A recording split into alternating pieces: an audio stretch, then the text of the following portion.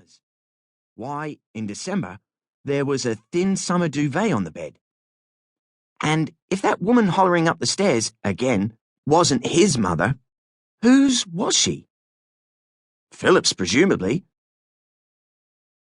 "Philip!" she had shouted. Yes, it was Philip she was cross with, not Alex.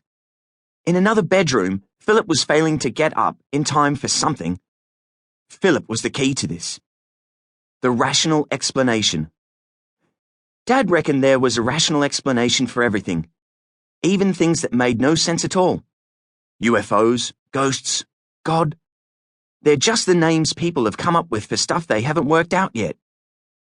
So the rational explanation, on his way home from David's, Alex had dropped by Philip's place and ended up crashing there for the night. Now, he'd woken up too dopey, too confused to remember having done so. Like when you go on holiday and the first morning you wake up surprised to find yourself in an unfamiliar bedroom. The part of his brain that expected him to be in his own room, his own home, was disoriented, failing to compute the messages his eyes were sending. Any moment now, it would all come back to him. That was it. The logical, reasonable, rational explanation. Which would have been fine if he'd known anyone called Philip. This was a big house. Off the landing outside the bedroom in which he'd woken up, there were 3 other doors, all closed. 1 set of stairs leading down, and a narrow staircase ascending to what he supposed must be a converted attic. He tried each of the doors in turn, 2 bedrooms and a bathroom. Called up the stairs. Nothing. No people. No sign of Philip. Although one of the bedrooms looked recently slept in. A girl's room, not a boy's. A gothic teenage angst thing was going on in there. He went down to the ground floor, to a high-ceilinged hallway that gave onto a sitting room, with another room off that, both empty. Radio sounds drifted up through the floor.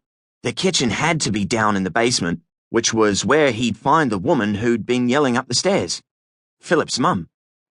When he found her, Alex would discover the solution to the puzzle of where he was and why. Hopefully she'd fix him up with some breakfast as well. As he was making his way to the basement, 2 thoughts struck him. Firstly, he'd never been in this house in his life. Secondly, he definitely had something wrong with his arms and legs. His coordination. Going up and down the stairs, in and out of rooms, he'd lumbered around like a drunk. He was at it again, colliding with the door frame as he let himself into the kitchen and sending the door juddering against its stopper. "For Dr. Frankenstein's creation," a female voice said in the style of a TV documentary narration. "Even straightforward motor functions, passing through a doorway, for example, could prove problematic." Alex found himself in a large dining kitchen, oven-warmed and smelling of croissants. The voice had come from the direction of a table at one end of the room. It belonged to a girl who looked about 17 and whose long straight black hair was streaked with purple. He felt self-conscious in just a t-shirt and boxers. She seemed unfazed, though, distractedly scouring the insides of a halved grapefruit with a teaspoon as she sat sideways on her chair, one black-legginged leg crossed over the other. The motif on her black t-shirt said serpent in jagged lime green letters. Her foot tapped the air, as though in time to a tune playing in her head. Having greeted Alex with sarcasm, she now ignored him totally. Before he could think of anything to say to her, there were footsteps outside and a woman bustled in through the open back door. Beyond her, Alex could see part of a garden and a fat old golden retriever snuffling around for somewhere to pee. No sign of anyone who might be Philip. "At last," the woman said, her dark eyes flaring. Then, with a flurry of hand signals. "And you're not even dressed!